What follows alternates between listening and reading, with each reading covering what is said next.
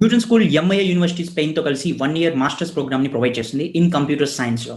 So మీరు student అయినా or you are a working professional, మీరు వర్క్తో పాటు ఎంఎస్ ప్రోగ్రామ్ కంప్లీట్ చేయాలనుకున్నా, ఆర్ మీరు స్టూడెంట్ అయ్యుండి మీ గ్రాడ్యుయేషన్ తర్వాత ఎంఎస్ ప్రోగ్రామ్ చేయాలనుకున్నా, ఇది ఒక బెస్ట్ ఆపర్చునిటీ. సో నేను న్యూటన్ స్కూల్లో ఎడ్యుకేటెడ్ కనుక సో నాకు ఒక కూపన్ ఉంది. సో S115 అనే కోడ్ మీరు యూజ్ చేస్తే మీకు ఫీలో నుంచి 15,000 ఆఫ్ వస్తుంది. రిజిస్ట్రేషన్ లింక్ డిస్క్రిప్షన్లో ఉంది, మీరు రిజిస్టర్ అవ్వచ్చు. Thank you.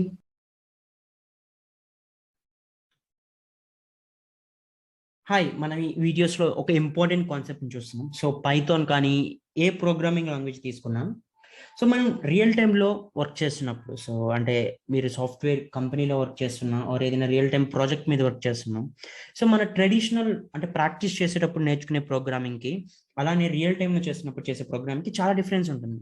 సో ఆ డిఫరెన్స్ ఎక్కడ వస్తుందంటే, మనం ప్రాక్టీస్గా చేసేటప్పుడు కొన్ని అంటే చాలా వరకు మనం స్టాటిక్గా చేస్తాం. సో ఏదైనా కూడా, సో మనం లూప్స్ నేర్చుకునేటప్పుడు కానీ ఆర్ ఫార్మాటింగ్ నేర్చుకునేటప్పుడు కానీ, సో మనం ఏది నేర్చుకున్నా కూడా అది కంప్లీట్ స్టాటిక్గా ఉంటుంది. ఎందుకంటే ఫర్ లెర్నింగ్ పర్పస్, మనం లెర్నింగ్ పర్పస్ కోసం కంప్లీట్ స్టాటిక్గా నేర్చుకుంటాం. బట్ రియల్ టైం వచ్చేటప్పటికి అంత డైనమిక్గా ఉంటుంది. అంటే మనం ఒక యూజర్ కోసం బిల్డ్ చేస్తాం. సో అంటే మన ప్రాజెక్ట్కి ఒక ఎండ్ యూజర్ ఉంటారు. సో అదే మనం ప్రాక్టీస్ చేసేటప్పుడు మనమే ప్రాజెక్ట్ చేస్తాం ఆర్ లైక్ మనమే కోడ్ ప్రాక్టీస్ చేస్తాం, దానికి మనమే యూజర్స్. సో మనమే ఇన్పుట్ ఇస్తాం, మనమే అవుట్పుట్ తీసుకుంటాం. బట్ రియల్ టైం ప్రాజెక్ట్స్ అనేవి చాలా డిఫరెంట్గా ఉంటాయి. సో అంటే నువ్వు చేసే ప్రతి ప్రాజెక్ట్కి టెస్ట్ చేయడానికి ఆర్ యూజ్ చేయడానికి ఒక యూజర్ ఉంటారు, వాళ్ళని మనం ఎండ్ యూజర్స్ అంటాం. సో ఇలాంటప్పుడు మనం అంటే ప్రాక్టీస్ చేసేటప్పుడు చేసే ప్రోగ్రామింగ్కి రియల్ టైం చేసే ప్రోగ్రామింగ్ కొంచెం డిఫరెన్స్ చూపించాలి. సో ఈ డిఫరెన్స్ని చూసుకుంటే మన రియల్ టైం ప్రాజెక్ట్ చేసేటప్పుడు ఎక్కడ వస్తుందంటే ఆ తేడా అనేది, సో ఫంక్షన్స్ కాన్సెప్ట్తో వస్తుంది.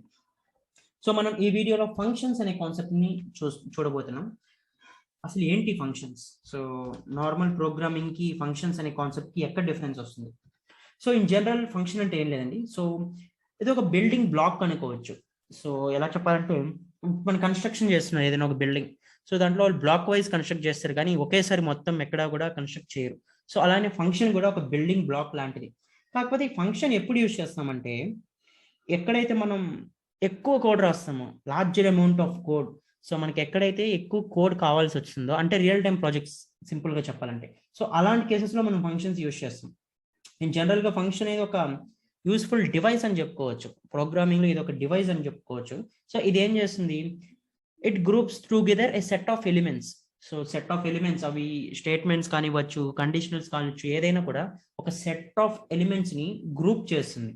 సో దాన్ని మోర్ దాన్ వన్స్ మనం రన్ చేయొచ్చు. సో అవి మొత్తం కలిపి ఒక గ్రూప్గా చేస్తాం. సో మీకు ఎగ్జాంపుల్ చెప్పాలంటే, సపోజ్ క్లాస్ రూమ్, మీరు ఒక క్లాస్ రూమ్లో మార్క్స్ డిసైడ్ చేసే ఏదైనా ఒక ప్రాజెక్ట్ని బిల్డ్ చేస్తున్నారు. సో దాంట్లో ప్రతి స్టూడెంట్కి 6 సబ్జెక్ట్స్ ఉంటాయి, ఆ 6 సబ్జెక్ట్లో మార్క్స్ ఉంటుంది. సో ఈ మార్క్స్ టోటల్ చేసి టోటల్ అనేది చెప్పాలి ప్రతి స్టూడెంట్కి. సో ఇప్పుడు మీరు ఏం చేస్తారు, ప్రతి స్టూడెంట్కి ప్రతి స్టేట్మెంట్ అంటే రిపీటెడ్గా రాయడం కన్నా కూడా ఒక ఫంక్షన్ రాస్తారు, దాంట్లో 6 సబ్జెక్ట్స్ నేమ్స్ ఉంటాయి. సో ప్రతి దానికి మార్క్స్ అడుగుతారు, అది ఆటోమేటిక్గా ఒక సమ్ ఫంక్షన్ ఇచ్చేసి అది రిటర్న్ చేస్తుంది. సో ఇలా ఒక ఫంక్షన్ చేసి ప్రతి స్టూడెంట్కి ఆ ఫంక్షన్ కాల్ చేసాం అనుకోండి, మనం ఈ 6 సబ్జెక్ట్స్ అనేది ప్రతి స్టూడెంట్ దగ్గర కాల్ చేయాల్సిన అవసరం లేదు. సో ఇదే ఫంక్షన్స్ యొక్క అడ్వాంటేజ్. సో ఫంక్షన్ సింటాక్స్ ఎలా ఉంటుందంటే, పైథాన్లో సో డిఈఎఫ్, సో అంటే డెఫినేషన్ అండి, ఫంక్షన్ డెఫినేషన్ అండి, డిఈఎఫ్ అని ఉంటుంది. ఫంక్షన్ నేమ్ ఉంటుంది. ఈ ఫంక్షన్ నేమ్కి కొన్ని ఆర్గ్యుమెంట్స్ కూడా ఉంటాయి.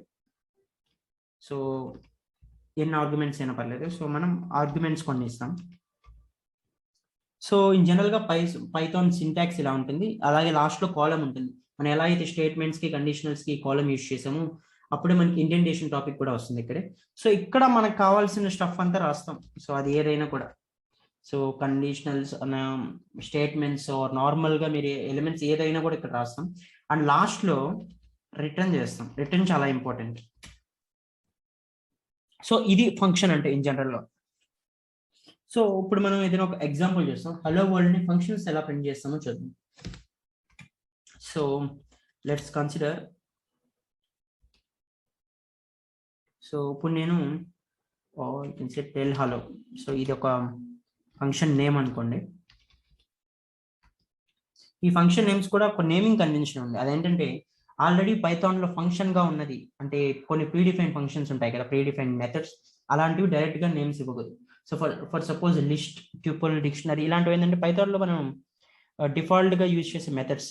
సో డెఫ్ లిస్ట్ అని ఇచ్చారు అనుకోండి, అలాంటివి మీకు కొన్ని ప్లేసెస్లో ప్రాబ్లం వస్తుంది. సో నేమ్ ఏదైనా కూడా మీకు క్యాజువల్గా ఇవ్వచ్చు, బట్ ఆల్రెడీ ఉన్న పైథాన్లో ప్రీ డిఫైన్డ్గా ఉన్న క్వాలిఫైయర్స్ వేటిని మీరు నేమ్ ఇవ్వకూడదంటే, ఇప్పుడు టెల్ హలో అని ఇచ్చాను.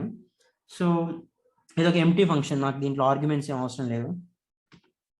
కాలమ్ ఇక్కడ నేను ఇప్పుడు రాశాను ఈ ఫంక్షన్ ఏం చేయాలి అని. ఇది జస్ట్ హలో అనేది ప్రింట్ చేయాలి అంతే, ఇంకేం లేదు. సో ఇది నా ఫంక్షన్. సో ఇప్పుడు ఈ ఫంక్షన్ని ఎలా ప్రింట్ చేస్తాను? సో ఈ ఫంక్షన్ అయిపోయింది. ఇప్పుడు మనం దీన్ని ఎక్కడ యూజ్ చేయాలి?